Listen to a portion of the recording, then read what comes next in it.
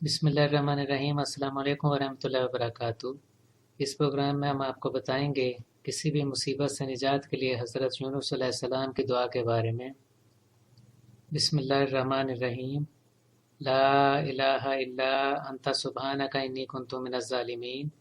इसका तर्जमा है, ए अल्लाह ताला, आपके सिवा कोई माबूद नहीं, आप पाक हैं, बिलाशुबह मैं ही ज़ालिम हूँ। अगर कोई मुसलमान किसी भी ज़रूरत के लिए, परेशानी मुसीबत से निजात के लिए जब यह दुआ करता है तो अल्लाह ताला इसकी दुआ कबूल फरमाते हैं और इसकी ज़रूरत पूरी कर दी जाती है।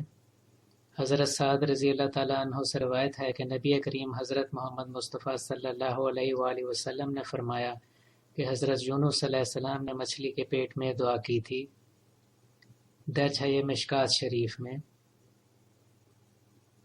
लिहाजा किसी भी परेशानी मुसीबत से निजात के लिए इस दुआ की बड़ी फजीलत है, बड़ी अफादियत है। अगर आपने अभी तक हमारे चैनल को सब्सक्राइब नहीं किया तो प्लीज़ सब्सक्राइब करें। इस वीडियो को लाइक और शेयर करें ताकि ज़्यादा से ज़्यादा लोगों को इसका फ़ायदा पहुंच सके। इजाज़त दीजिए। अल्लाह हाफ़िज़।